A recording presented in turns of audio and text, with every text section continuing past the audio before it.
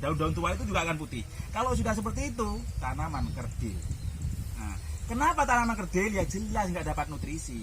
Kenapa nggak dapat nutrisi? Ya jelas karena tidak ada keseimbangan kalsium di dalam tanah.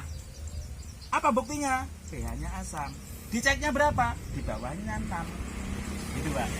Jadi sekarang sudah tahu kenapa pH itu sangat berpengaruh dan sangat mempengaruhi kesuburan tanaman, kesehatan tanaman. Itu kalau soal asam ya. Kemudian sekarang kita coba singgung yang basah. Yang basah pun akan sama seperti yang kasus yang asam. Cuma perbedaannya biasanya kalau tanahnya itu basah, tanaman pun akan kerdil. Daunnya seperti umpama kalau di daun, contohnya yang muda ya, daun-daun seperti kukur BTC, daun-daun tanaman timun, melon, semangka itu biasanya mengkerut. Nah, mengkerut kemudian warna daunnya hijau tua. Itu pH tanah basah.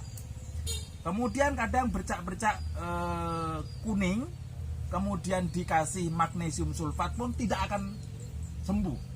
Ini gejala-gejala tanah pH basah. Bagaimana Pak cara nuruninya? Kalau basah ya harus diturunkan dengan yang sifatnya asam. Contohnya apa? Pupuk yang bersifat asam bisa kita pakai ZA. Ya, pupuk subsidi itu ZA. Kenapa ZA bisa menurunkan? Karena ZA ada sulfur.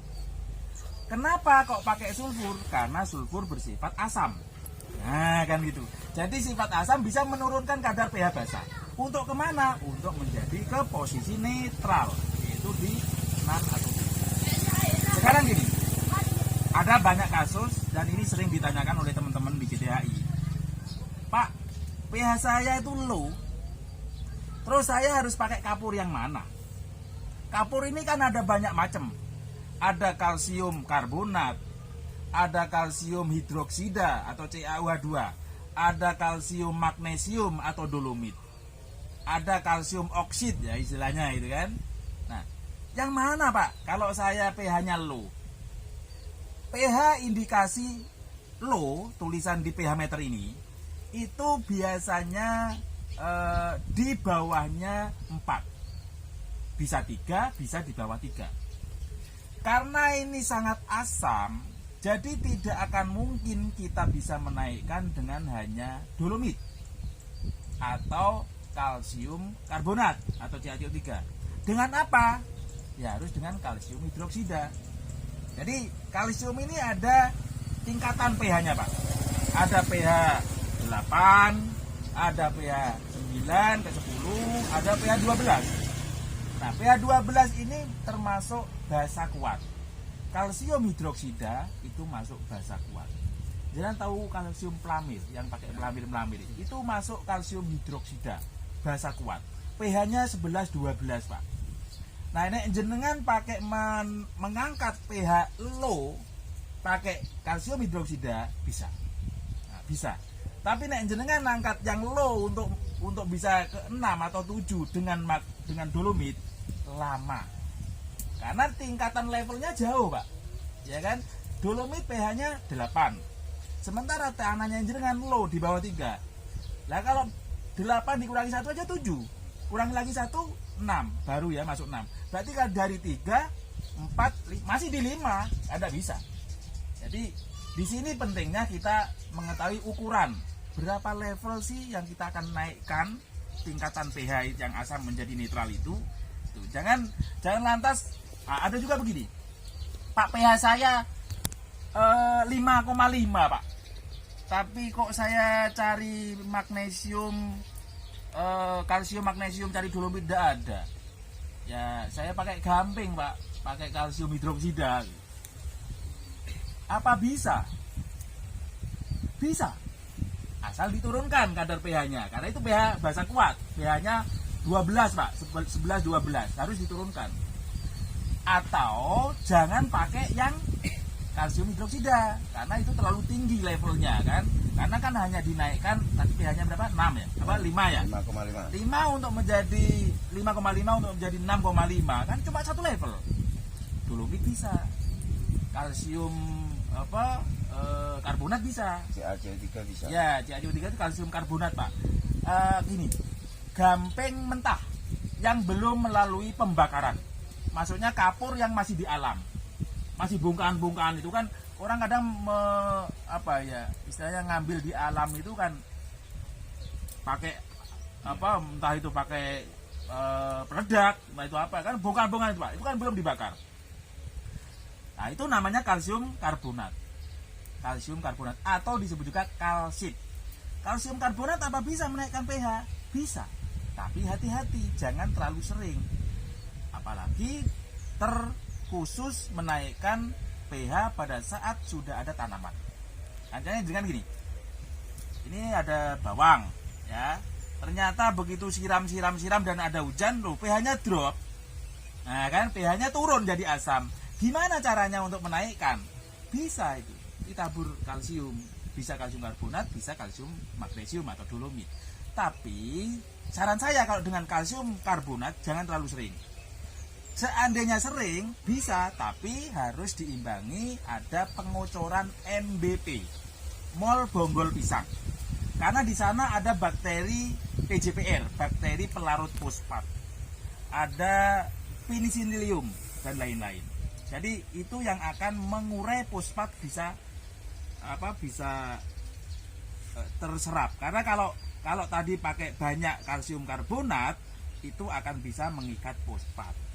Nah supaya fosfatnya nggak terikat, bisa pakai kalsium karbonat atau CaCO3, tapi harus diimbangi pengocoran MBP atau mol bonggol pisang. Cara buat MBP kita ada di grup, nanti bisa dilihat. Ini bisa nanti dimasukin ya. Ya. Nah, jadi ada ini nanti gambar-gambar yang di perbedaan dari pH asam ini yang biasa saya share itu, nah, itu bisa dimasukkan supaya orang jelas seperti itu. Nah itu kenapa itu sekilas yang saya bisa sampaikan kenapa kita sangat membutuhkan pH ini, alat ini.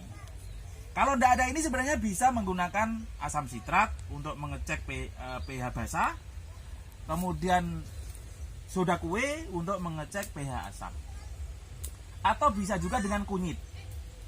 Nah, tapi indikatornya tidak akan tahu ini pH berapa, hanya tahunya oh ini asam, oh ini basah, oh ini netral, cuma begitu. Oke, sampai sini sebelum saya lanjut, monggo bisa bertanya. Monggo Mas Bos. Jadi pelan-pelan supaya nanti kedepannya itu bisa sukses Pak. Kita melakukan suatu usaha ini kan inginnya sukses.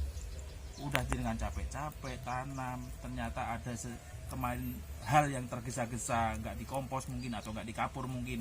Ternyata sudah umur 10-15 hari kuning-kuning atau mungkin dia layu ya. Itu kan perlu kita perlu silaturahmi gini deh Pak. Nah, ini enggak untuk mengatasi pH-nya ini pH tadi ada di 5. Kedalaman berapa? Kedalaman 10 5, kedalaman masuk 25 4. Oke. Jadi gini. Kedalaman tanah pH pengukuran pH pada kedalaman tanah ini kita harus sesuaikan dengan kondisi umur tanaman. Kalau pada waktu awal gini, jangan kita mengecek sampai ke bawah. Kenapa? Sebenarnya kurang perlu. Karena itu lama nanti kan.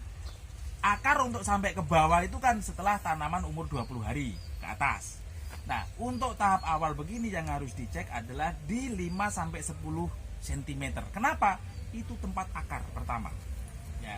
Kalau akar pertama tumbuh kemudian mau mencari nutrisi ternyata terhambat oleh adanya pH yang asam, yang oleh tidak adanya keseimbangan ion kalsium di dalam tanah, sehingga dia bisa menghambat nutrisi tidak bisa diserap, maka itu pentingnya nanti kita kasih kalsium untuk bisa diserap. Ini berarti bisa masuk kalsium ya Dan? Bisa, tapi kalsium, magnesium, dolomit saja. Bagusan mana sama dengan CaCO3? Kalau ini kan masih belum tumbuh tinggi, masih ada waktu. Saya kira dengan dolomit lebih baik. Kenapa? Di saatnya ada magnesium. Magnesium itu adalah nanti dia bisa memperlancar, membuat proses fotosintesis lancar karena dia mensupport klorofil. Ini kan lagi pembentukan tunas nanti, tunas awal. Pakai dolomit lebih jos. Kalau nggak dikasih dolomit, ini saya prediksi Pak ya. Kalau nggak percaya nanti sebagian bedeng sisakan, jangan dikasih kapur. Pasti kerdil nanti. Sama ciri-ciri yang tadi saya sebutkan. Terus dosis ini bibitnya berapa Pak? Bibit berapa kilo? Ini sementara 40 kan. Sekitar 40 kilo lahan segini kira-kira bibit dolomit berapa? 40 itu berarti kan kalau bibit biru lancor batu hijau. Batu hijau. Iya kan paling sekitar di 50 meter persegi ya? Ya, kurang lebih 500 ah? 500 meter persegi. 500 kalau 40 kilo itu. Sekarang nanti coba kita timbang bibit untuk memastikan bahwa bibit ini 1 kilo itu isinya berapa, besarnya berapa. Besar kecilnya itu kan orang hanya ini tanggung kecil, ini tanggung besar, kan tidak ngerti bahwa 1 kilo ini ternyata isinya berapa sih, dan termasuk kategori besar, kecil atau sedang gitu loh. Nah, sehingga kalau besar nanti jadi berapa lebar tergantung dengan jarak tanam, kalau kecil menjadi berapa lebar dan juga tergantung jarak tanam. Nah, itu perlu diketahui. Ya, kita anggap luasan ini 500 meter persegi. Ya, kita anggap kalau gitu. 40 ya dengan batu hijau. Ya sekarang kalau satu level itu kan menggunakan 2 ton per hektar. Tinggal dibagi. Sekarang kalau 2 ton per hektar, anggap kalau setengah hektar itu kan 1 ton ya. Kalau setengah hektar itu kan 5.000. Ini 5.000 meter persegi. Lah ini cuma 500.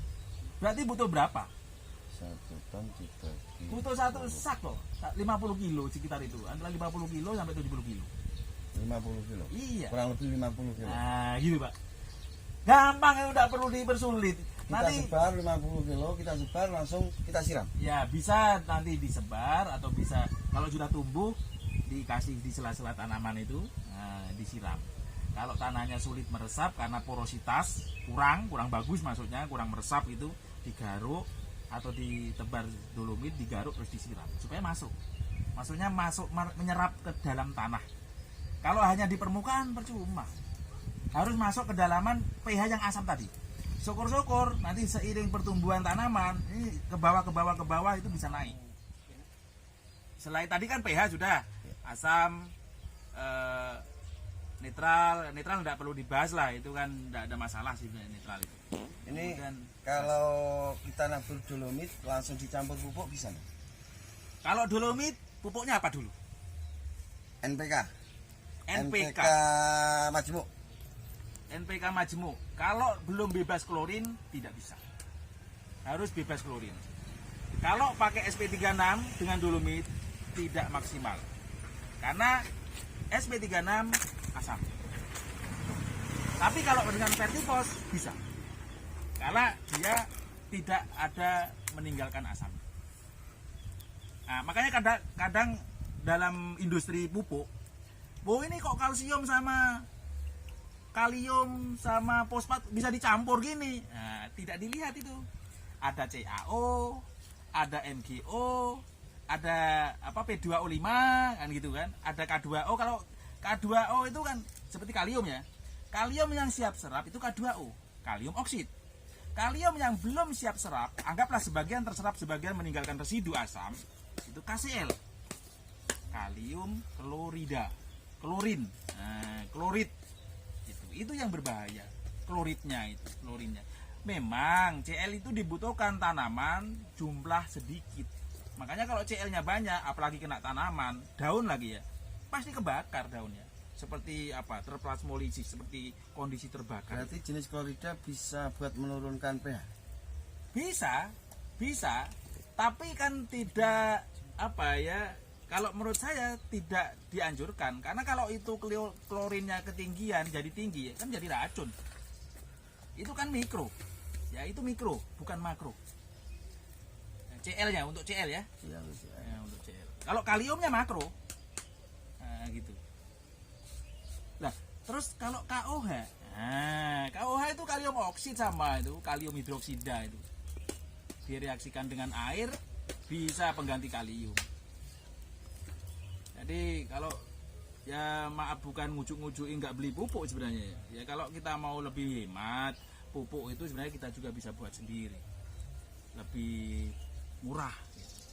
Lebih murah. Seperti fosfat yang SP36 kayak gitu, itu kan pupuk subsidi Bang. Ya bagus karena selain terjangkau juga kalau kita memang bisa antisipasi tanah kita tidak pH-nya asam, itu SP36 bagus bisa tetap dipakai. Tapi manakala pH-nya asam pakai SP36 ya efek residunya ada. Nah, atau kalau nggak ingin ada residu yang fosfat itu bisa diserap atau bisa diserap daun ya, bisa dispray, ya pakai STPP atau sodium tripolifosfat atau natrium tripolifosfat. Itu karena dia senyawanya natrium, maka tidak berbahaya, tidak menurunkan pH, tidak menaikkan pH, dia stabil. Makanya tidak berbahaya untuk daun tanaman. Kalau lihat STPP, nah STP itu biasanya kalau ada food grade, ada yang untuk makanan, itu yang untuk pengenyal bakso dulu Pak. Tapi sebenarnya itu kan ada yang diperbolehkan dosisnya. Kadang orang melebihkan itu. Nah. Tapi untuk meracik itu butuh ahlinya ndak? Kalau petani awam jelas ndak nyampe STPP situ. ada, yang dipakai enggak food grade, ada di toko kimia. Tinggal anu aja, cairkan. Atau kalau mau tambah kalium ya fosfat sama kalium ya itu campurkan kalium hidroksida. Ya itu step selanjutnya itu. Step selanjutnya. Makanya selalu stay tune di channel Gusman Bojonegoro di dalam CTHI grup, nah, kan gitu. Karena saya ada untuk CTHI. Namun Pak, mau ada yang ditanyakan lagi? Sementara itu cukup. Iya. Iya. Ya, nanti lanjut. bingung nanti kebanyakan. Ya, untuk sementara terima kasih yang sudah selalu stay di channel Gusman Bojonegoro. Untuk yang suka video-video Gusman Bojonegoro, jangan lupa share, like, komen, dan subscribe. Terima kasih. Salam CTHI.